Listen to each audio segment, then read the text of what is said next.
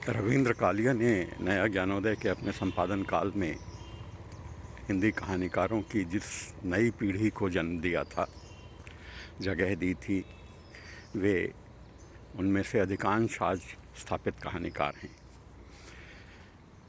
उस समय उनकी बहुत आलोचना भी हुई थी। उसी में से एक कहानीकार मोहम्मद आरिफ, समस्तीपुर बिहार के रहने वाले, उनकी कुछ कहानियाँ उन्होंने छापी थीं। उनकी एक कहानी है तार, जो मुझे बेहद प्रिय है और आज के संदर्भ में उस कहानी को याद करते हुए या पढ़ते हुए इतनी प्रासंगिक लगती है कि 20 साल पहले किसी आदमी ने कैसे देख लिया था कि हिंदुस्तान कैसा होने जा रहा है। यह कहानी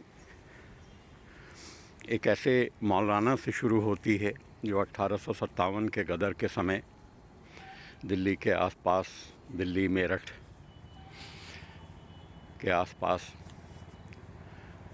रहते थे और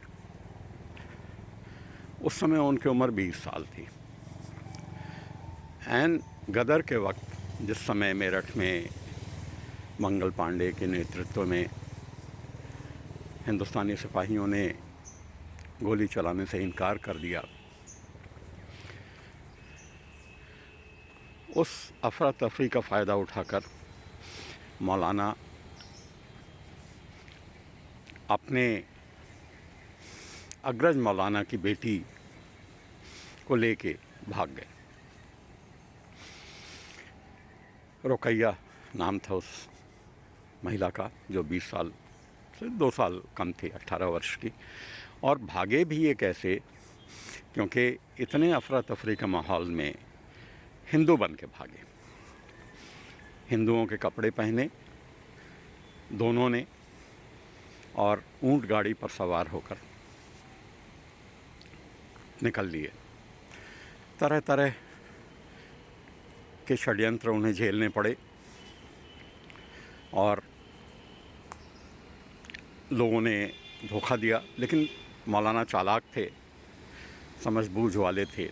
उन्होंने हर बार संकट को भांप लिया और वहाँ से सुरक्षित निकल लिए।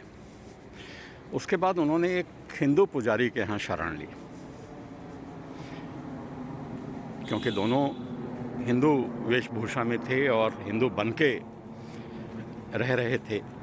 इसलिए पुजारी ने उन्हें बहुत प्यार दिया, सुरक्षा भी दी। 2 साल वहाँ रहे। मौलाना का दिल हिंदू पुजारी की बेटी पे आ गया और वो अपने साथ उस बेटी को ले उड़े। दिलचस्प बात यह है कि उनके साथ रुकैया भी थी और सुमंती, जो पुजारी की बेटी भी थी। और जब वे लौटे बरसों बाद, तो पुजारी का सुगंधित तेलों का कारोबार उन्होंने संभाल लिया और बहुत शोहरत हुई। दूर दूर तक उनका तेल जाता था, मोर छाप सुगंधित तेल, और उसकी शीशी पे जो चिप्पी लगी होती थी उस पे लिखा भी रहता था कि यह तेल दिल्ली, श्रीनगर, अमृतसर, लाहौर और पेशावर तक जाता है। और वाकई जाता भी था। यह धंधा खूब चला, लेकिन समय बदला, पीढ़ियाँ बदलीं, तो ये कहानी मुख्य रूप से वहाँ से शुरू होती है और रहमान नाम के उनके परपोते पे आती है। परपोता या परपोता, मोहम्मद आरिफ ने लिखा है कि 6 पीढ़ियों बाद रहमान पैदा हुए और उन्होंने खूब ख़ानदानी बिजनेस चमकाया, बढ़ाया। लेकिन यह समय भी आया कि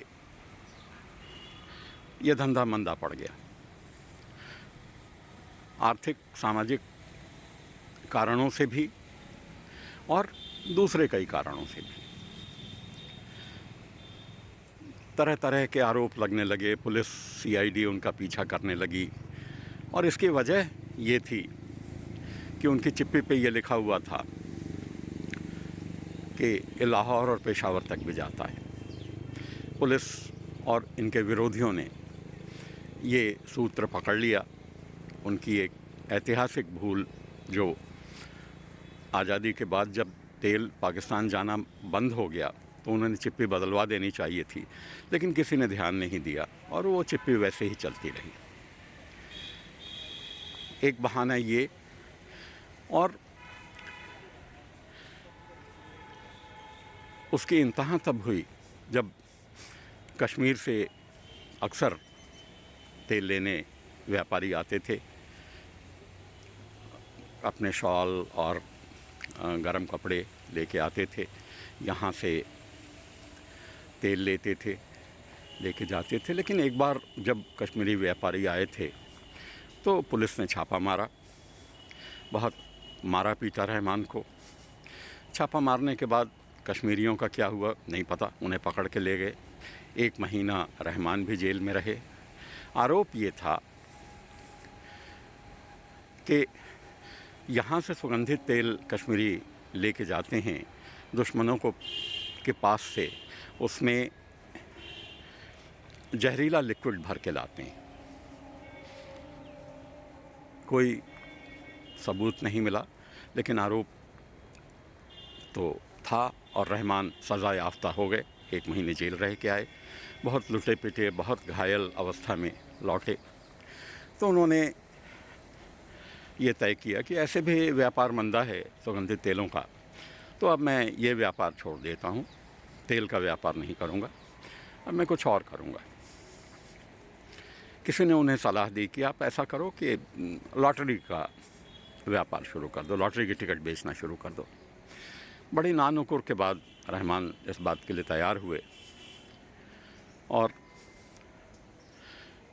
उन्होंने पहला कदम इस दिशा में जो बढ़ाया वो इतना घातक था कि फिर उन्हीं पुराने सूत्रों को खंगाल के उसी तार से उन्हें जोड़ा गया जिसमें जहरीला लिक्विड दुश्मन देशों से लाने वाली बात हुई। ऐतिहासिक गलती फिर उन्होंने कर दी। यह गलती यह थी कि उन्होंने अपनी दुकान का जो बोर्ड बनाया, बोर्ड पे अल फ़ायदा लॉटरी सेंटर लिखा। बहुत सोच समझ के उन्होंने, जो भी मज़ाकिया स्वभाव के थे, उन्होंने अल फ़ायदा लॉटरी सेंटर लिख के खुद ही बोर्ड बनाया और उसको लगा दिया। बोर्ड लगना था, अगले दिन फिर पुलिस, एसआईटी, सीआईडी सब आ गए। उनकी फिर पेशी हुई और ये कहा गया कि अल-फ़ायदा जो है ये दुश्मन अल-कायदा से मिलता जुलता है और आप ऐसा नहीं कर सकते। वो मानने को तैयार नहीं। उन्होंने कहा मैंने तो ग्राहकों को आकर्षित करने के लिए लिखा। तो उन्होंने कहा आकर्षित करना देशद्रोह नहीं होता है, ये देशद्रोह है। और उनको फिर उनकी सारी दलीलों के बाद भी